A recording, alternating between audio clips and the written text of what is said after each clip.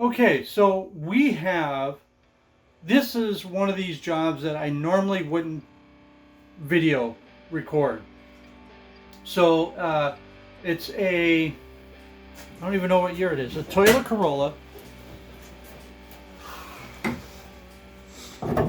And 2000, where is it? I just saw it for a split second. 2009. And I previously did an alternator and water pump on this, I guess about last year, a little less than a year ago. And so the customer's complaint is a brake squeak when backing up. And also when he's driving, when he first starts the car up and he's trying to back out of his driveway, he hears a belt noise whenever he turns the steering wheel. So I jumped in here and wanted to see if maybe the power steering belt might have been loose. Doesn't have normal power steering. It's got a full-on electric power steering. The only belt that is on the engine is for the water pump and alternator. It's just one belt. There's no power steering pump, no power steering belt, none of that. So if he's hearing a squeaky noise, a belt squeak noise when he's turning the steering wheel, I suspect that maybe my belt that I put on a year ago is starting to stretch out a little bit, and the current draw from the power steering, the electric power steering, is causing the alternator to slip. So we're going to tighten up that belt next, or that's what we're going to do right now. So let me take a couple things off here so you can get a better view, and I'll show you what I'm talking about. Okay, so we got some tools out. We took the silencer cover out, the noise blocker, and let me turn on my headlight now. So as you can see, the alternator is really clean, and just below the alternator down here is the water pump, and it's clean. So you can tell that I changed those last year. The belt, it's tight, but it's got a little bit of looseness on it. Not much. I would almost say that it was tight enough, but this is an aftermarket alternator. Maybe it's pulling a little too much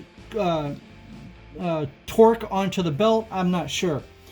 But in any case, we're just going to solve the guy's problem. So we're going to take this bolt down here loose.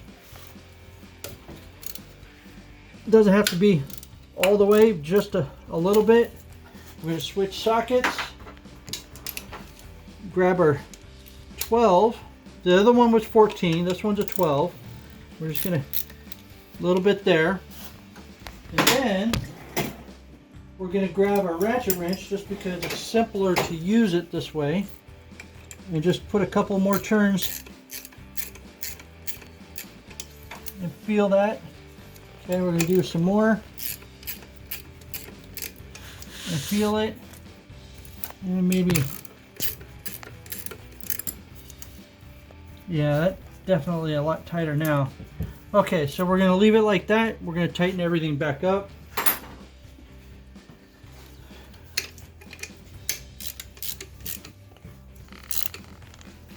Okay, swap the sockets again.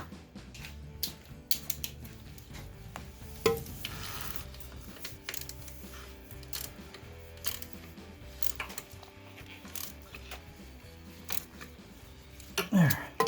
Now if you notice, I tightened the bottom one up a lot more than the top one. Although the top one's tight, I don't want to go so tight that we're pulling threads out of here.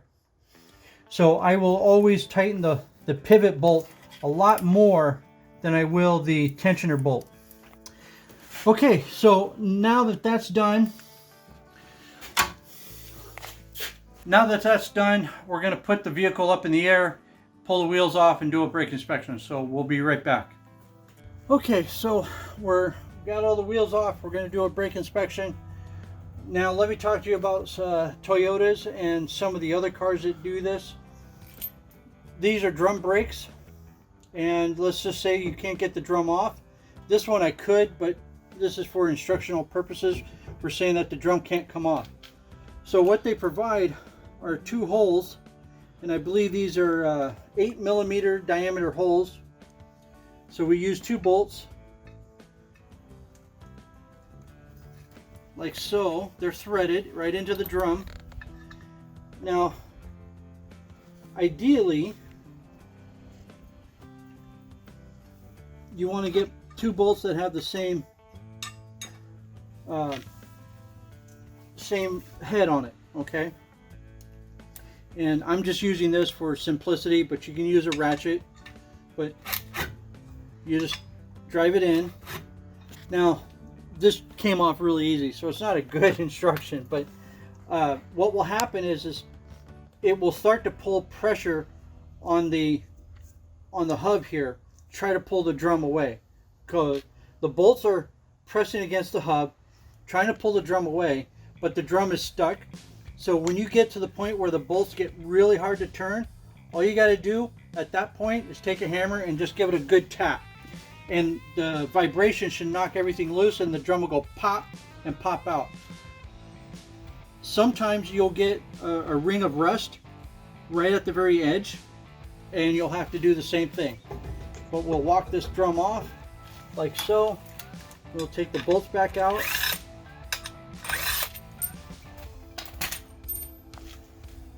And then we go and look.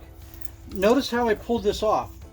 Okay, I instantly went like this because you have this brake dust in here and you want it to collect.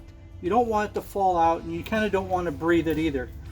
Long ago, I believe up until the mid-90s, the lining material would contain asbestos, and so you have this brake dust. It's a hazard to breathe in. So now that the drum is off, first thing to do, I always spin this to see if I can feel any bearing rub or harshness when it turns, and it's smooth, it's quiet.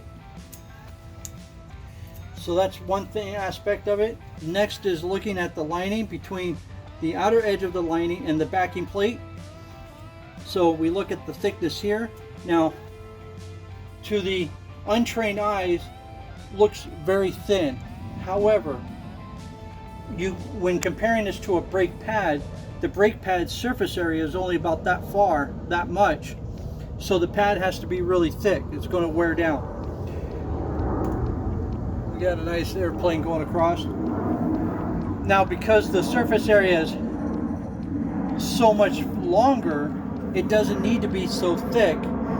The heat gets dissipated as well.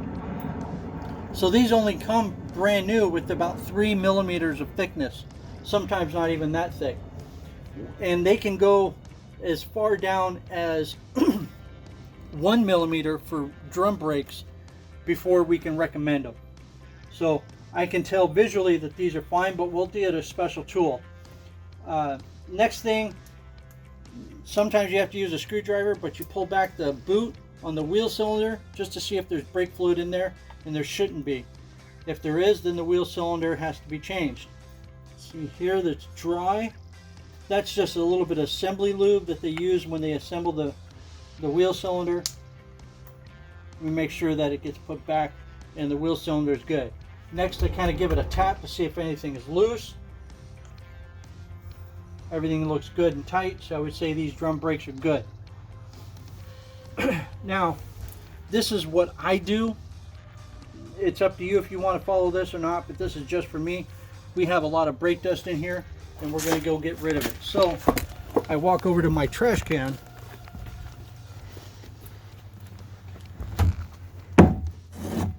Just like that.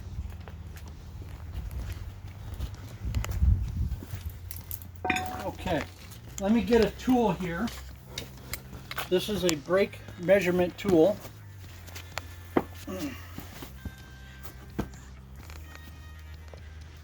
Okay, and we measure the thickness with these guys here.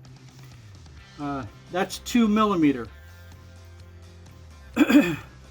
So we can, if they have the rivets, you can measure the top of the rivets with a like a tread depth gauge for 30 seconds or millimeters. But right here, you put it up like that. We got plenty of space, so let's go up another one. Still plenty. Almost there. So we're a little bit less than 4 millimeter thickness. And you'll also notice over a long period of time, as drum brakes wear out, that one shoe will wear more than the other. That's just normal operation, but this shoe is a lot thicker, and we have 5 millimeter remaining. So in what we call this is 4 millimeters remaining for the whole brake. And like I said, 1 millimeter is when we recommend it, so there's plenty. Normal operation, we would see 2 front brake changes before we change the rears. Now that's different for everybody. If you're carrying heavy loads or going up and down hills, that kind of thing, you're obviously going to wear out your brakes. But also remember that 80% of the braking for the vehicle is done by the front brakes, because when you apply the brakes, you have weight transfer onto your front wheels, front brakes. So that's why we have drum brakes in the back. So let's move over to the fronts and see what's going on there. Okay, so you see I changed my hat. We're in a darker area. I'm going to need light. Got my brake measurement tool out. So here, what you do is you pick one and you go against the rotor and see if you can get between the backing plate of the disc pad, or the brake pad, and the rotor, and see if you have any room. Okay, we're not there yet. You go down one.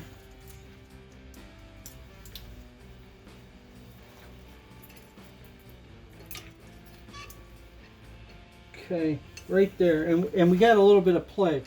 So these pads between 4 and 5 millimeters, so we're 4.5 millimeter, and then we go through the caliper to check the rears, or the inside pad. So you have the outside and then the inside pad, and we check the same, and we are again between 4 and 5 millimeters. So 4.5 millimeters on these.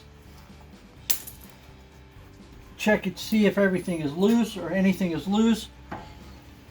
See if you can hear anything turning the rotor. And then we also look at the face of the rotor to see if we see any real discoloration, heat cracks. It's all looking good. I'm going to tell the customer that he doesn't need brakes right now, that maybe we can go until, this is the start of summer right now. We're June 22nd today. So I would say let's reevaluate these brakes in the winter time, just before winter. So maybe August, September, in that ballpark. And there we go for a brake inspection. I still got to do the other side, but I don't see the need to film it because it's going to be the same thing, unless something's worn out on the other side. He does get a brake squeak, and there's really not much I can do to prevent that brake squeak. When you have good brakes and your pads are squeaking or your drum brakes are squeaking, it's just a vibration. And in his case, in this customer's case, it's such a short duration, only when he's backing up out of his driveway. Other than that, it's good to go for the rest of the day. So there's really not much I can do unless he wants me to go in. I could try to put some disc brake quiet between the pads and the calipers, clean up the slides a little bit, maybe put a bevel on the edge of the pads, but all that takes time and money. And and it's not a guaranteed fix. That's the other problem. So at this point, we're going to stop the video, and I guess that's it for today. So thanks for watching. Subscribe, hit the like button, leave comments if you have any questions, or if you just want to make a comment. I don't care either way. So, but that's it for today, and we'll catch you on the other side. Thanks a lot.